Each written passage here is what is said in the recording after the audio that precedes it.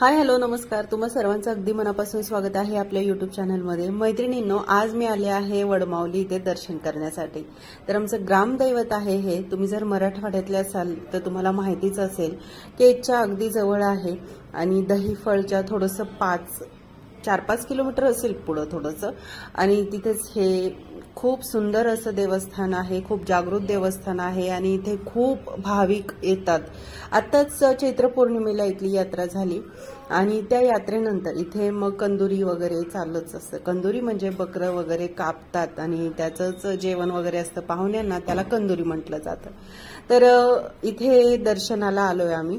दर्शनाचा योग याच्यासाठी आला की आज माझी छोटी भाऊजाई जी आहे पूजा, तिच्या घरचा कार्यक्रम आहे। तर इथे नाही कार्यक्रम आहे रेणुका माता मंदिर, विडा आहे ना, विड्याच्याच जवळ रेणुका मातेचं खूप छान आणि मोठं जागृत असं देवस्थान आहे। तर तिथं आहे कार्यक्रम, तर तिथे जाणारच आहोत। त्याआधी इथे आम्ही दर्शन वगैरे केले। मी ओटी घेऊन आले होते कारण हे आमचं ग्रामदैवत आहे। आम्ही वर्षानुवर्षे इथे येतो, दर्शन वगैरे घेतो। इथे कार्यक्रम देखील होतात आमचे, नवस वगैरे बोलतो आम्ही आणि खूप श्रद्धा आहे आमच्या सर्वच फॅमिली मेंबर्सची इथे। तर इथे मी आता ओटीचं सामान घेऊन आले होते, साहित्य सर्व, तर तेच आता ओटी वगैरे भरून घेत आहे मी। गावाकडचे लोक जे शहरांमध्ये जातात कामाधंद्यासाठी, व्यवसायासाठी, तर ते या दिवसांमध्ये म्हणजे दिवाळीला किंवा उन्हाळ्याच्या दिवसांमध्ये इथे दर्शनासाठी येत असतात। तर त्यांचेच भरपूर कार्यक्रम वगैरे असतात आणि तीच गर्दी आहे बरं का आज इथे। एवढे कार्यक्रम होते ना, सर्व झाडं बुक होती। म्हणजे तो मोठे मोठे वडाचे झाड आहेत आणि त्याची मस्त डेरेदार अशी सावली पडते आणि प्रत्येक जण आपापलं एक झाड पकडतं, त्याच झाडाखाली पूर्ण दिवस जातो। त्यांचा कार्यक्रम वगैरे, खाणं वगैरे सर्व काही तिथेच होतं। तर हे असं देवस्थान आहे। जर तुम्ही मराठवाड्यातले असाल तर तुम्हाला नक्कीच माहिती असेल हे। इथे मी दर्शन वगैरे घेतलं। इथे परड्या देखील असतात, त्या परड्या वगैरे देखील मी भरून घेतल्या आणि आता आम्ही निघालो आहोत। म्हणतात ना, आपलं ग्रामदैवत किंवा कुलदैवत जे आहे ना, त्याला वर्षातून एकदा तरी आपण दर्शनासाठी जायला हवं आणि जायलाच हवं, जेणेकरून आपल्या मुलांना देखील माहिती होईल की आपलं ग्रामदैवत काय आहे किंवा आपलं कुलदैवत काय आहे।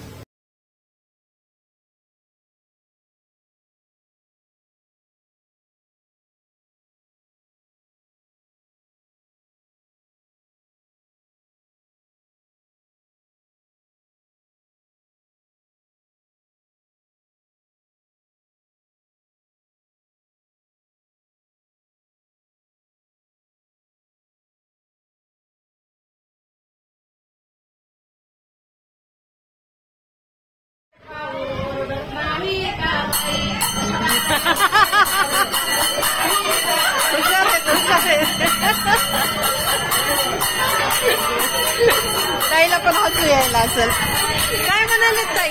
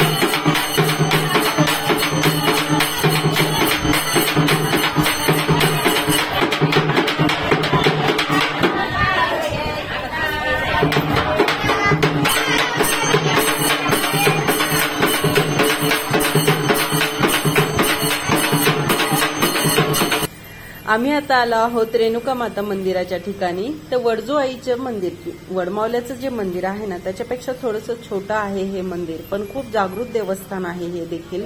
माहूरची देवी रेणुका माता तिचं हे प्रतिरूप मानलं जातं आणि ते भरपूर असे कार्यक्रम होतात. तर हे पूजाची फॅमिली आहे, तिचे पप्पा आहेत, तिचे चुलते वगैरे सर्व काही आहेत. इथे बंटी दिसतोय तुम्हाला, मागे योगेश आहे पूजाचा भाऊ, इथे अक्षू पण दिसतोय तुम्हाला. आणि असे आम्ही आता सर्वजण इथे नैवेद्य दाखवण्यासाठी आलो आहोत. तर नैवेद्य हा गोडाचा दाखवला जातो कुठल्याही देवस्थानी. जर तुम्ही तिखटाचा जरी कार्यक्रम करणार असाल ना तरी तिथं नैवेद्य हा गोडाचाच दाखवला जातो. आणि जे असतं ना नॉनव्हेज वगैरे ते सर्व पाहुणे मंडळी खातात. मला भरपूर कमेंट येतात की तुम्ही कंदुरी म्हणता, कंदुरी काय आहे, कशी असते, काय होते. बऱ्याच लोकांना माहिती नाही कंदुरी काय असते वगैरे, तेच मी आज तुम्हाला सांगते. इथे मंदिराला पूर्ण प्रदक्षिणा घालून नंतर देवीला नैवेद्य दाखवला जातो पूर्णाचा. त्यानंतर सुवासनी वगैरे जीव घालतात आणि मग त्यानंतर तर इथे मावशी आणि ताई देखील आल्या आहेत बीडहून. ताई म्हणजे माझी आजी आणि आबा देखील आलेले आहेत. आणि सोबतच आम्ही आता इथून बंटी बरोबर पुण्याला जाणार आहे मी माहेरी 4 दिवसांसाठी. आता प्रत्येकाला जाऊ वाटतं ना माहेरी. पुन्हा नंतर वर्षभरासाठी मी गुंतून पडून जाते मुलांमुळे, त्यामुळे कुठे जायलाही भेटत नाही, काही नाही. मग इथून पूजाला घेऊन आम्ही कार्यक्रम वगैरे झाल्यानंतर माहेरी जाणार आहे मी माझ्या पुण्याला. तर इथे मावशी बघा, आम्ही चाललो होतो. प्रिशा जरा लेट आली, आम्ही थोडंसं लवकरच पोहोचलो होतो इकडे आणि प्रिशा थोडंसं उशिरा आली. तर इथे आम्ही तोपर्यंत बसलो होतो आम्ही. इथं आमच्या गप्पा वगैरे चालू होत्या.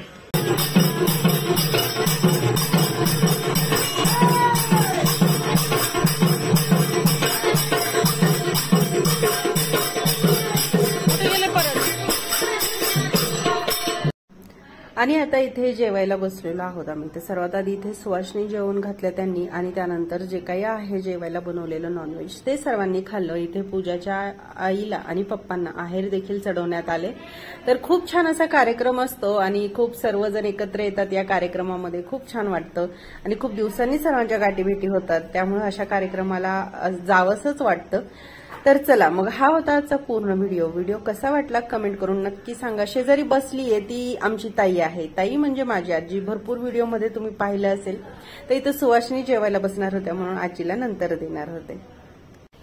तर व्हिडिओ कसा वाटला कमेंट करून नक्की सांगा। व्हिडिओ आवडत असेल तर लाईक आणि शेअर करा। नवीन व्हिडिओ पाहण्यासाठी चॅनलला सबस्क्राईब नक्की करा। भेटूयात अशा छानशा व्हिडिओ बरोबर, तोपर्यंत नमस्कार, टेक केअर अँड बाय।